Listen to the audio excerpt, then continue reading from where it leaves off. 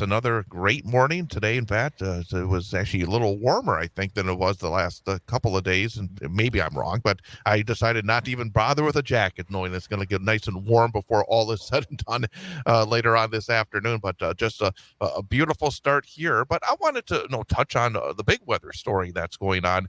Uh, Hurricane Helene, is that the pronunciation on that? Is that correct? I think it's Hi, Helene. Helene? Helene. Helene. Helene. Yeah. But Helene. again, that is really causing some havoc down in the southeastern part of the United States. What have you been seeing in terms of that hurricane? How big is it, maybe compared to some of the others that we've seen? Is this one that's uh, any bigger than the normal hurricane during hurricane season? Yes. This was considered a major hurricane. It rapidly grew to a category 4 with 140-mile-per-hour winds when it made landfall in Perry, Florida last night. It was kind of around 10:10 our time, 11 o'clock their time in the middle of the night.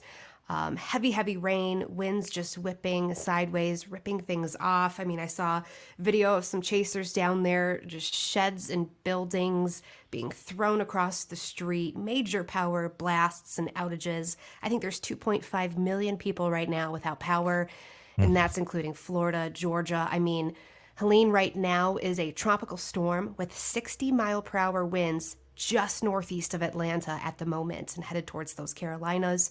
It's still a dangerous storm. It's still putting down a ton of rainfall.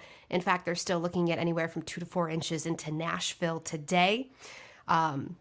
Major flooding. I know there's rescues ongoing south of Tallahassee. They claim that they have cell phone signal, but they're not hearing from everyone that stayed. So there's definitely more and more to be found as we go through the day today. Some scary stuff, but it was definitely, I mean, it was the biggest hurricane to ever hit that Big Bend area of Florida, the largest one ever, and then is the 14th most powerful to ever hit the United States. So it's up there. Yeesh. When you think about all of the hurricanes, this one rapidly grew. And I think Tampa Bay, they had 200 people or so being rescued yesterday. The storm surge got in there, pushing it up to 6 to 7 feet, giving them record flood levels into their city. So a lot going on. I know that you, in your role as meteorologist and as news reporter, can't be making editorial statements, but I'm going to make a quick editorial statement here, and you can you can ignore it if you'd like. Okay. But I'm going to make the editorial statement again, a reminder that sometimes government can be a good thing, and for people to be aware that in the Project 2025 that's being pushed by some conservatives, they would like to shut down the National Hurricane Center and shut down the National Weather Service and basically let people be on their own when it comes to big storms like this. And I tend to think that would not be a good thing. So that's my little editorial there about Project 2025 and shutting down the National Weather Service and the National Hurricane Center, which is part of that project.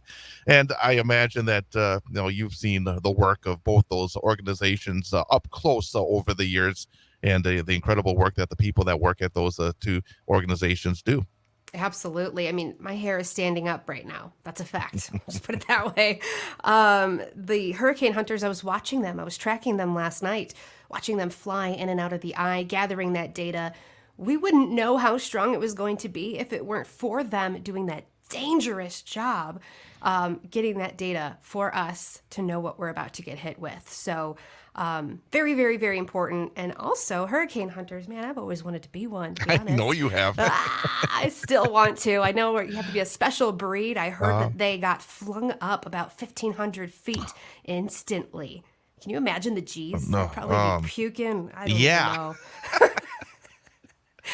Hard The job. reason, no, another reason I brought up, the hurricane is because around here, there's not really a lot to talk about right now. It's been such calm weather, and it's going to stay this way for the weekend, isn't it? It is. In fact, the high pressure system that we're sitting here enjoying and spoiled with is going to kill that tropical depression. It is actually going to stop it into Illinois. It is going to dissipate it and have it go and disappear. So this high pressure system is a pretty strong one. It's an awesome one. Let's support it. Let's soak it up and enjoy it because we have a gorgeous weekend.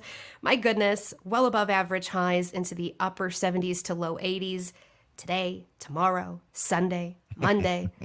Then things change on Tuesday. You're going to want to find those flannels.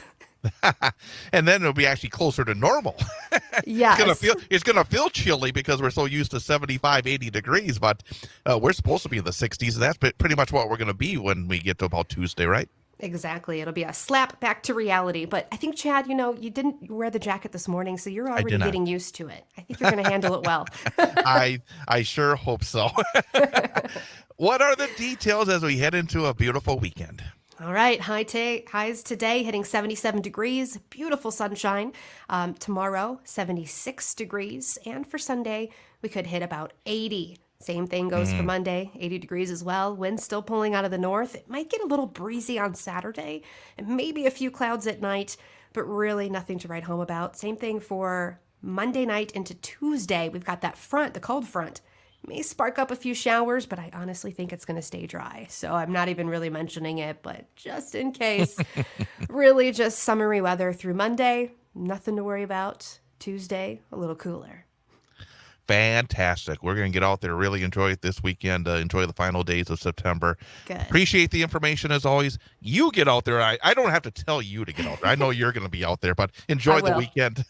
Thank you. We'll talk to you Monday. Have a good one, guys. Weekend, Brittany. Bye. Bye. That is Brittany Merlot, our meteorologist, joins us with all the weather information each and every weekday starting at 8:21. Well, coming up,